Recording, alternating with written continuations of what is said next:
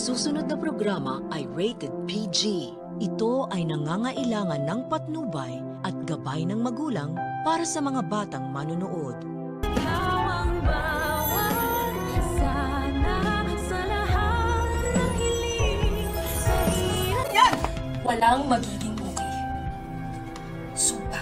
Ngayong alam na ni Justin ang plano ng kanyang amang si Eric kung paano nito mapapabagsak ang Apex ng madali na hindi sila nahahalata. At ito nga sa pamamagitan ng pagkuha ni Eric sa buong tiwala at loob nitong si Giselle ay gagawin ngayon ni Justin ang kanyang part na lalo siyang magwawala sa harap ng kanyang ina. Ito'y upang sa tuwing gagawin ito ni Justin ay lagi naman nandun si Eric upang ipagtanggol at kampihan si Giselle laban dito kay Justin. Nagawa-gawa lang naman talaga nila. Kunwari pa nga ay mamamagitan si Eric at magiging tulay sa kanilang dalawa para makuha ni Giselle ang loob ng kanyang anak sa kabilang banda.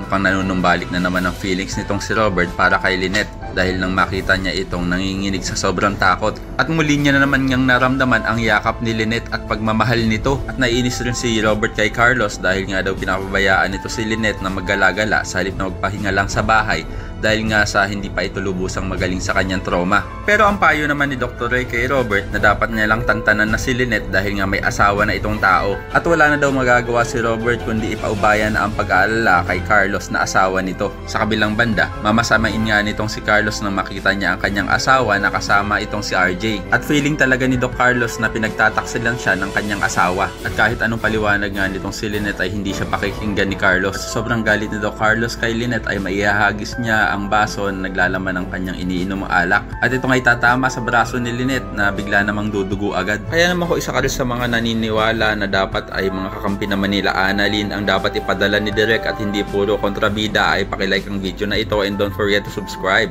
Thanks for watching and see you next time. Bye-bye.